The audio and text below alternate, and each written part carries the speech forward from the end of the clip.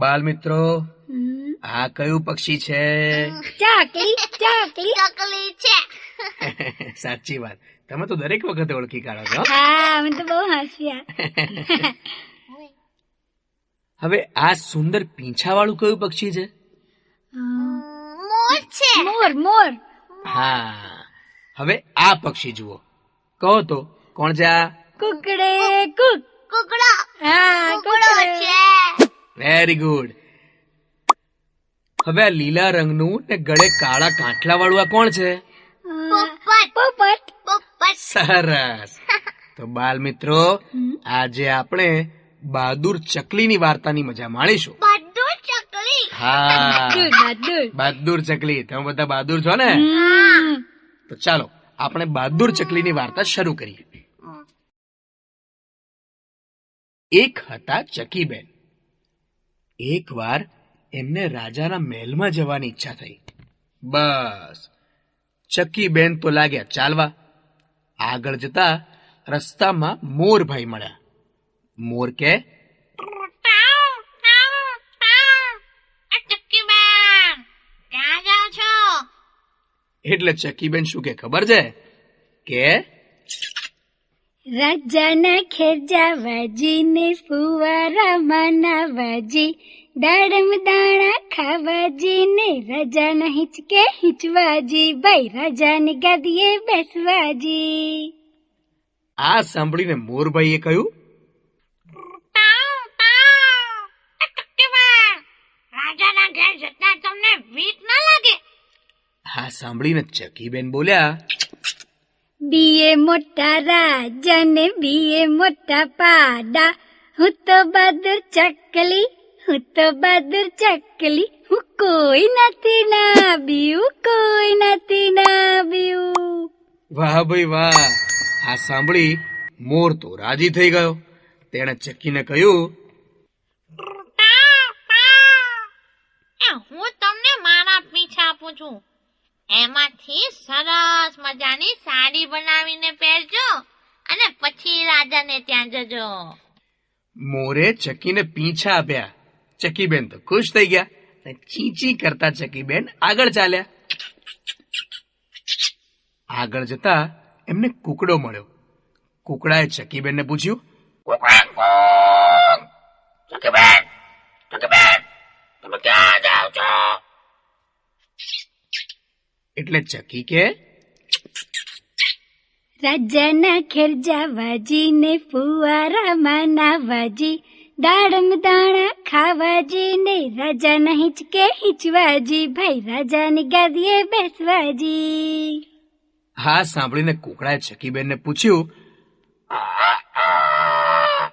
ચકીબેન, રાજાને ઘેર તમને બીક ના લાગે? એટલે ચકીબેન બોલ્યા, બીએ મોટા રાજા ને બીએ મોટા પાડા, બીએ મોટા રાજા ને બીએ મોટા પાડા, હું તો બહાદુર ચકલી, હું તો બહાદુર ચકલી, હું કોઈ નથી નાબ્યું, કોઈ નથી નાબ્યું. વાહ ભાઈ વાહ. આ સાંભળી કુકડો પણ રાજી થઈ ગયો. તેણે પણ પોતાના પીંછા ચકીબેનને આપ્યા અને કહ્યું, લો મારા પીછા, સરસ મજાના રંગીન પીછા, એની ઘાઘરી બનાવીને પહેરજો.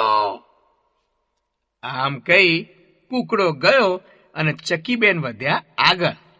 રસ્તામાં એમને એક પોપટ મળ્યો. પોપટે પૂછ્યું,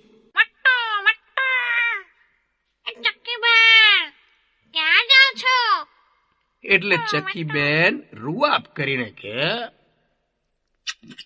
રાજાના ઘેર જાવાજી, ફુવારા મનાવાજી, દાડમ દાણા ખાવાજી ને રાજાના હિંચકે હિંચવાજી, ભાઈ રાજાની ગાદીએ બેસવાજી. આ સાંભળીને પોપટે ચકીને પૂછ્યું, ચકીબેન, રાજાના ઘેર જાઓ તો તમને બીક ના લાગે? બીએ મોટા રાજા ને બીએ મોટા પાડા, બીએ મોટા રાજા ને બીએ મોટા પાડા, હું તો બહાદુર ચકલી, હું તો બહાદુર ચકલી, હું કોઈ નથી નાવ્યું, કોઈ નથી નાવ્યું.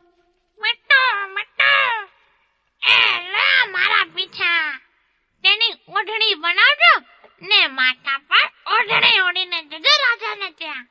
લો બોલો, પોપટે પણ ચકીને પીંછા આપ્યા અને પછી ઉડી ગયો. ચકીબેન ચાલ્યા આગળ.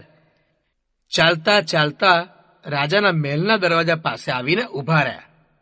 દરવાજા પાસે એક સિપાહી ઊભો હતો. સિપાહીએ ચકીને રોકતા કહ્યું, એ ચકીબેન, ઉભા રહો, ક્યાં જાઓ છો? એટલે ચકીબેન બોલ્યા,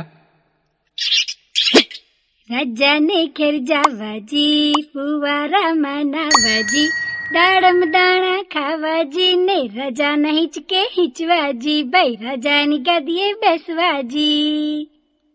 હા સાંભળી સિપાહીએ ચકીને રોકતા કહ્યું કે, એ ચકી, તું અંદર નહીં જઈ શકે, પાછી જા. આ સાંભળીને ચકીબેન તો ખીજાયા. તેણે સિપાહીના માથા પર ખૂબ ચાંચો મારી. સિપાહીની પાઘડી પાડી નાખી. ચકીબેન તો રાજાના મહેલમાં ગયા. હિંચકા પર રાજા અને રાણી બેઠા હતા. રાજાએ ચકીને જોઈ અને એને સરસ રીતે આવકારી. તેને બેસાડી અને દાડમના દાણા ખાવા માટે આપ્યા. પછી ચકી રાજાની ગાદી પર બેઠી. ચકીબેનને તો બહુ મજા પડી ગઈ. સરસ મજાની મુલાયમ ને પોચી પોચી ગાદી પર ચકીબેન તો પહેલી વાર બેઠા હતા. બહુ મજા પડી ગઈ. બાલ દોસ્તો, તમને મજા પડી? હા, મજા પડી ભાઈ, મજા પડી, ચકીની વાર્તામાં મજા પડી.